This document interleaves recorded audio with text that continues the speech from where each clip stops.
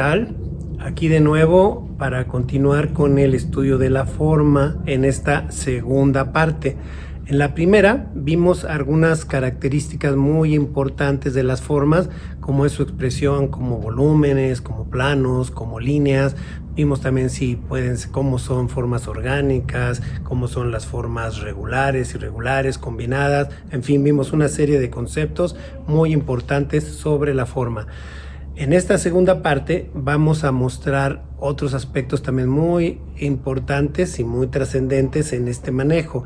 Uno de ellos es la manera como cambiamos o transformamos una forma base en formas con diferentes significados, y también una introducción a lo que es la organización de las formas, lo que conocemos como composición arquitectónica. Algunos de los conceptos que estamos manejando son reinterpretaciones del libro de F. Ching, Arquitectura, Forma, Espacio y Orden. Entonces, pues vamos a comenzar esta segunda parte de análisis.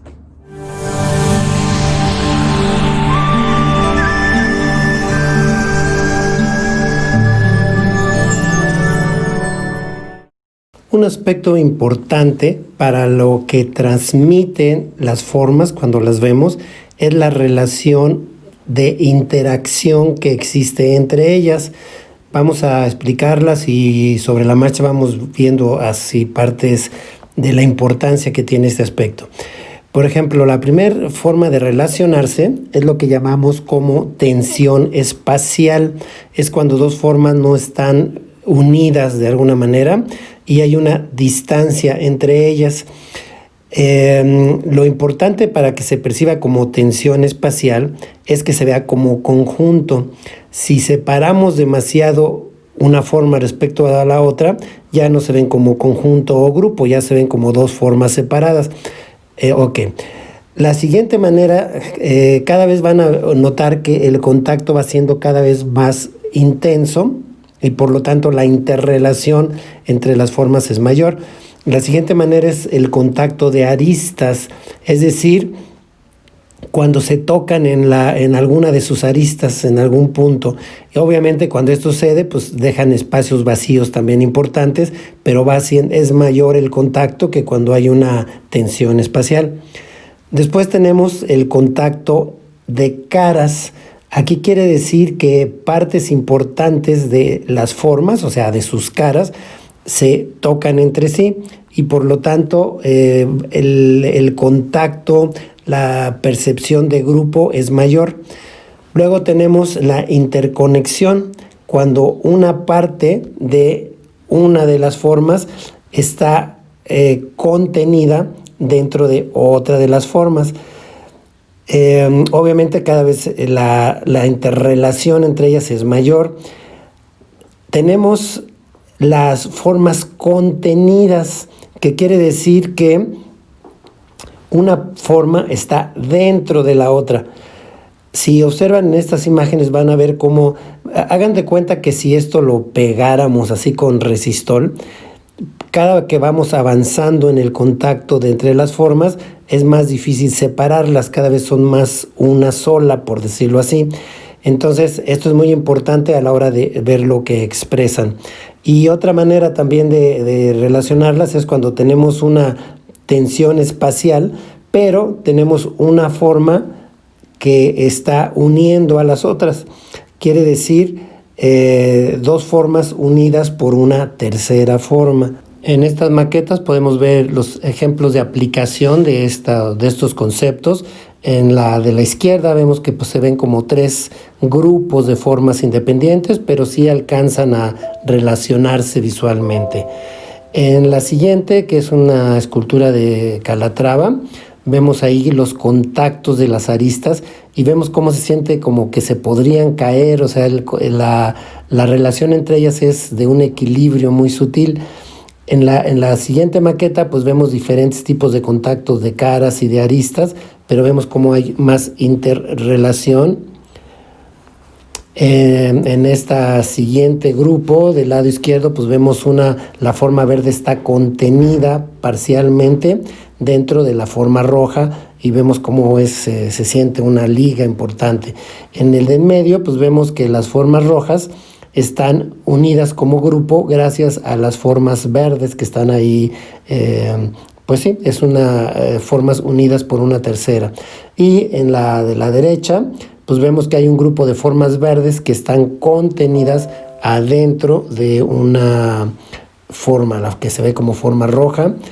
En estos otros ejemplos, vemos que hay en la primera del lado izquierdo, vemos un contacto, pues predominan los contactos de aristas y de caras de algunas de ellas, ¿no? En la siguiente vemos que como ese plano oscuro, estamos ahí punteando dónde estaría el contacto que tiene con el cubo. Entonces vemos que está como pegado a esa parte, ¿no? Y en la última, que este juego de planos, igual punteamos los puntos, las zonas de las caras que están contactándose unas con otras.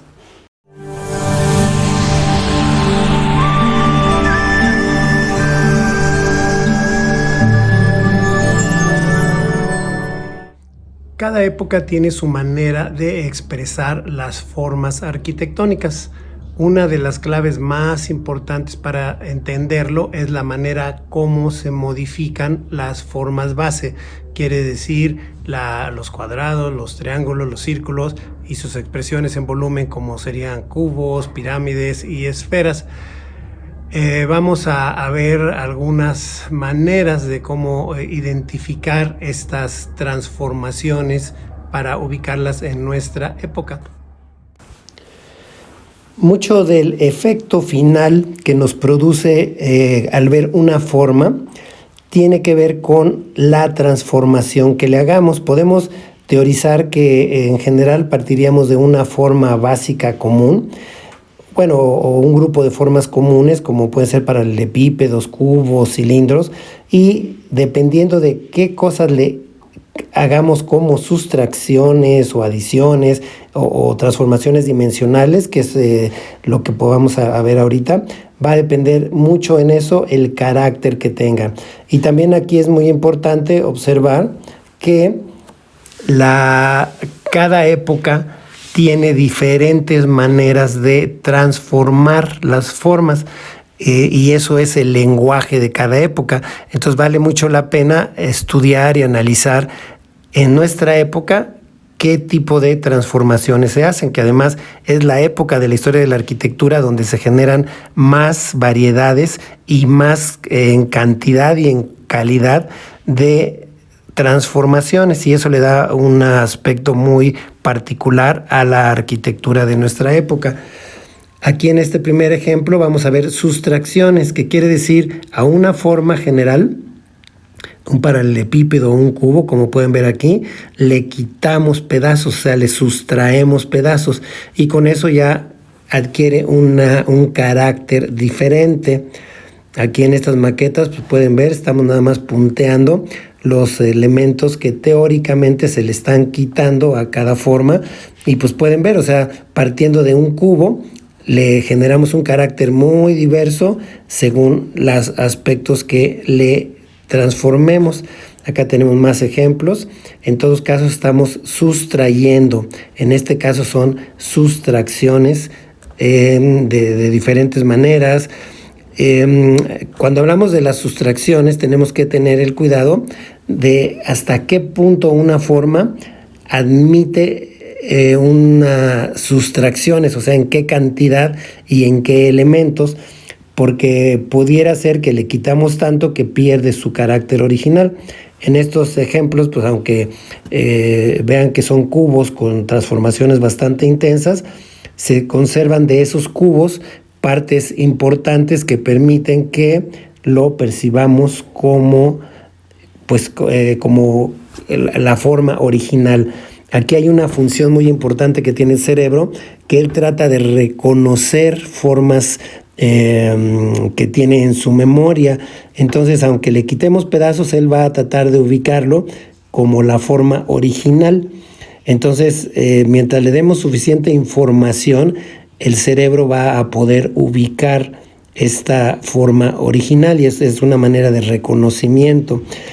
Y los esquemas que se ven del lado derecho, que son muchos, básicamente es para mostrar todas, bueno, no todas, sino que una forma puede tener infinidad de transformaciones, sustrayendo, como eso que estamos hablando, o adicionando, o haciendo transformaciones dimensionales, que les vamos a explicar, pero la variedad es muy grande, es infinita prácticamente.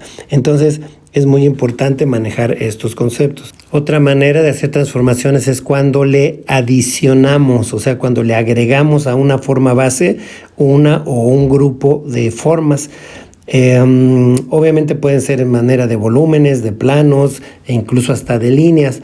Aquí tenemos que tener cuidado que esos agregados tengan sentido de composición, quiere decir relación en base a los ejes con respecto a las formas básicas, porque si no, pues nada más es como a poner por agregar, pues pueden verse como chipotes en vez de verse como aspectos estéticos agradables. Entonces, sí tenemos que cuidar mucho esa parte de lo que es la composición, que en algún otro video vamos a tratar al respecto, pero no es poner cosas por poner en donde sea, sino tiene que tener un sentido compositivo. Y aquí vemos otros ejemplos, pues la adición de volúmenes, la adición de planos. También aquí hay una amplia posibilidad de transformaciones. Una tercera posibilidad para generar transformaciones formales es el aspecto dimensional. Aquí en este primer ejemplo vamos a tratar de explicar la idea. Aquí, como pueden ver, en esta casa estamos manejando en amarillo la forma básica teórica, que sería un cuadrado. Entonces aquí estamos haciendo la suposición de que en una de las aristas de ese cuadrado la elevamos y jalamos la forma hacia allá como si fuera de plástico o algo así moldeable, y entonces ya nos queda esta forma triangulada, pero podemos pensar que partimos de una forma base. Lo mismo sucede en el de en medio, vemos que son rectángulos, los cuales en este caso los jalamos hacia las dos orillas, en sus dos aristas superiores, y deformamos el rectángulo base hacia estas formas trianguladas. Y en la tercera podemos pensar que esos rectángulos amarillos que tenemos ahí, como que se los hubiéramos estirado hacia un lado, que es lo que representan el contorno rojo que dibujamos, y entonces generamos estas formas así estilizadas, ¿no? Las transformaciones dimensionales normalmente estilizan mucho la forma. En estos otros ejemplos es como vemos estos rectángulos que se ven muy largos, es como si hubiéramos jalado un cuadrado o un rectángulo a estirarlo hacia el máximo, ¿no? Lo mismo en la de en medio, es como si se siente incluso así con esa curva que tiene hacia arriba, como que partimos de una forma base que podría ser un cuadrado, un rectángulo, y lo estiramos, lo jalamos. Y el tercer ejemplo, el de los triángulos, pues se ve como que igual, como que agarramos una punta de ese triángulo y lo jalamos según se ven las flechas. Obviamente estas son consideraciones teóricas, conceptuales, pero si nosotros partimos de una forma base, con estas teorías, con estos conceptos, podemos generar variantes. Y en la arquitectura actual se usan mucho este tipo de variantes. Las tres que hemos visto y otras más que vamos a ver ahorita son muy utilizadas para la expresión de la arquitectura actual. Una cuarta manera de transformar es por medio de articulaciones. Quiere decir con puntos que generan un movimiento visual y o físico. Aquí vemos en esta primer torre, si no tuviera esas incisiones en rojo que marcamos, pues sería una sola forma, sería una forma unitaria, pero con esa articulación es como si le quitáramos ahí pedacitos, generamos que se vea como forma múltiple. Lo mismo pasa en la forma de en medio, que estamos viendo, que creo que aquí es muy claro el ejemplo. Esa zona en rojo que le estamos quitando hace que se vean como si fueran dos formas, una que está arriba de otra. Y en la tercera es una articulación pues más extrema, porque es irregular, es como si se hubieran roto ese plano. Imaginen que ese plano de fachada pues prácticamente podíamos verlo como un plano regular, pero como que se jaló de diferentes maneras y se le rompió ahí y genera esta forma irregular. En estos otros ejemplos igual vemos como la articulación en el cubo, esas rayas que marcamos aquí con rojo, pues generan que la forma deja de ser un cubo unitario y presenta diferentes zonas. O sea, estamos transformando un cubo en un cubo a base de planos, básicamente, y todo con esa articulación. La articulación que se practican en la forma también de en medio, vemos que estamos como partiendo esa forma que era una forma regular y la partimos en pedazos articulándola, o sea, así como con cortes, digamos, ¿no? Y la última, igual vemos aquí una articulación muy irregular que parece así como que se tronó la forma, digamos, base, pero básicamente lo que estamos haciendo es articularla y convertirlo en una forma pues múltiple, de percepción múltiple. Y bueno, una quinta manera de hacer transformaciones es a base de lo que llamamos parametría, que quiere decir, en este caso son programas de cómputo en los cuales una forma base se puede alterar en sus proporciones, en sus dimensiones, alterando los parámetros X, Y y Z de sus coordenadas. Y aquí puede haber giros, puede haber estiramientos, puede haber alargar una parte y otra no, o sea que ahí se pueden hacer procesos de transformación pues bastante elaborados y complicados y que generan formas como estas que estamos viendo, que aparentemente son así como si fueran muy casuales o muy arbitrarias, pero no, todo lo contrario, obedecen a procesos geométricos muy elaborados. Para eso pues sí se necesitan los programas de cómputo que pueden generar este tipo de transformaciones.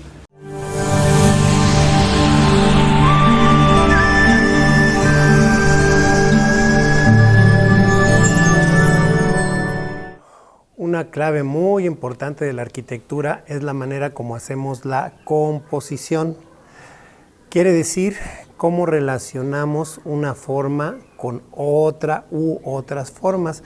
Hay estrategias para hacer esto y vamos a mostrar algunas de ellas para ver qué les parece. Esta sección es muy importante para ya un aspecto aplicativo de lo que llamamos composición arquitectónica.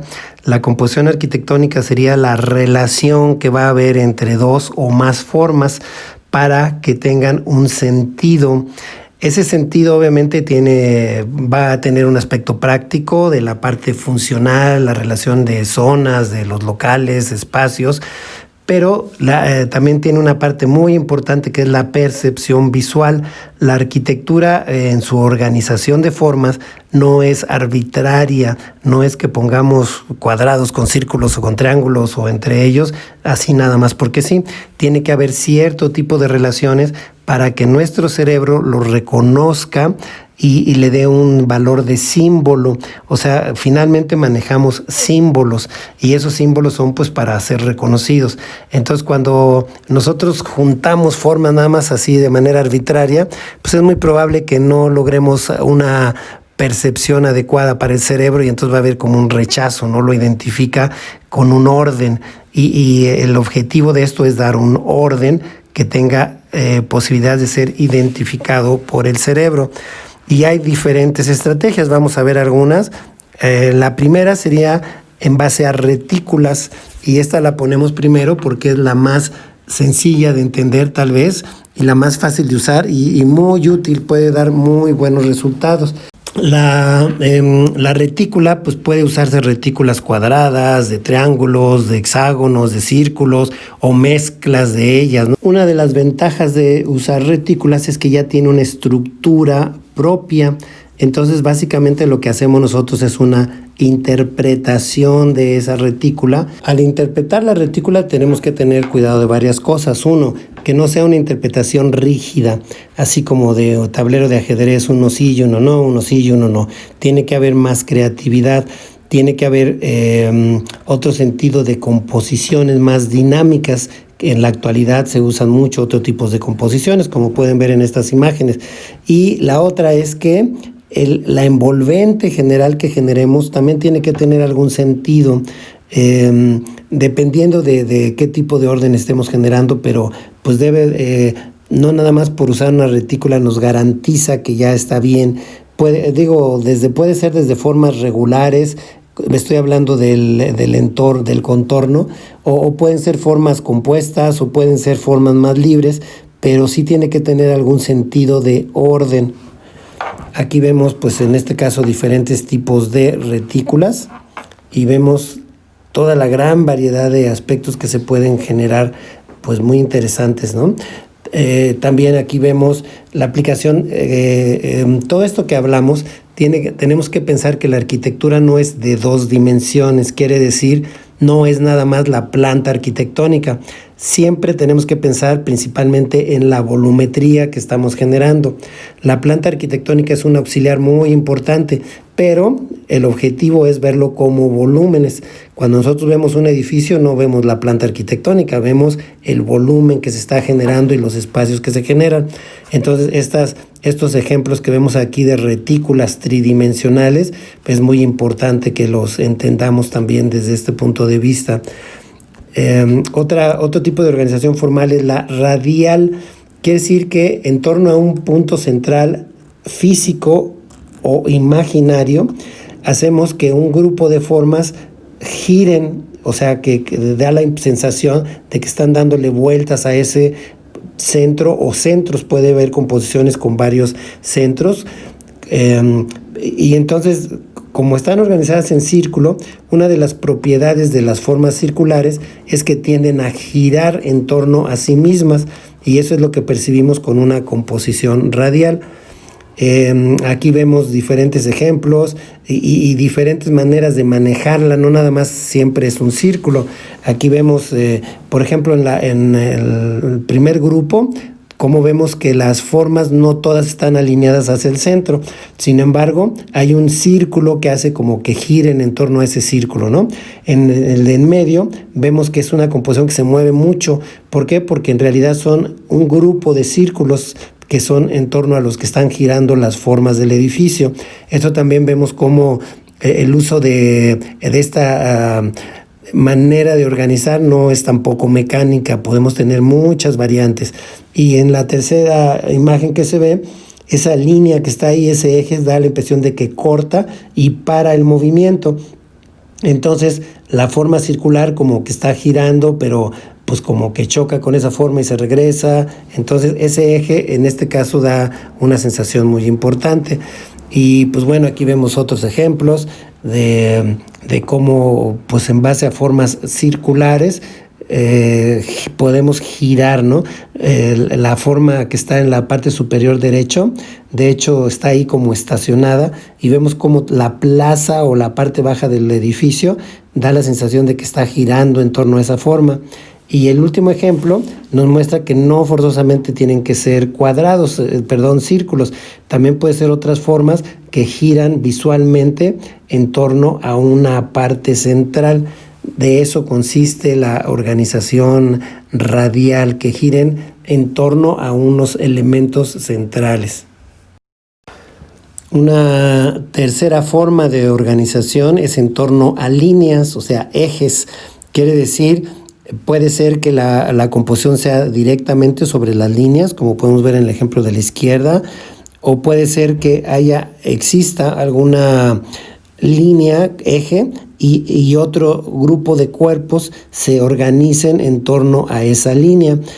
Por ejemplo, en el caso del grupo de edificios que vemos en la parte superior derecha, vemos que en sí es como una organización en retícula, pero esa línea curva hace que se curven también los edificios porque están alineados con esa línea curva. Esto nos lleva también al hecho de que podemos mezclar composiciones lineales con composiciones radiales, con composiciones retícula. Y el ejemplo de abajo, el de la esquina inferior, nos muestra igual un grupo de edificios y trazos de exteriores, pero todos están organizados en torno a ese eje central. Acá vemos otros ejemplos de líneas y vemos cómo pues hay un grupo de una retícula irregular, manejada de manera irregular, y vemos cómo todo va en torno a esa línea central. Y el ejemplo de la derecha, pues vemos ahí dos ejes muy importantes y cómo los dos edificios están conectados a partir de esos ejes. Y una cuarta manera de organización es lo que llamamos organizaciones centralizadas, que quiere decir que hay una forma importante que es la que domina la composición y un grupo de formas que se adhieren a esa composición, como pueden ver en estos ejemplos. En el de la izquierda, pues vemos ahí lo sinteticé con una forma, especie de cono triangulado, y vemos cómo los hexágonos que están en la parte de abajo como que giran en torno a esa forma, pero la forma, lo importante es que esa forma es muy dominante. Y en el lado derecho, pues vemos ahí una forma de un cubo, que lo estamos manejando como un cubo rojo, y vemos como los triángulos verdes todos como que se pegan o como que salen de esa forma. Entonces se conoce como una organización centralizada. Y en todos los tipos de composiciones, la relación entre los ejes de las formas siempre van a ser muy importantes. Tenemos que identificar los ejes más importantes de una forma, que pues serían los centrales, los perimetrales, y entonces las formas que relacionemos entre sí tienen que tener una conexión con esos ejes. Si no tomamos en cuenta los ejes, las composiciones quedan muy dispersas y probablemente ni siquiera exista una composición.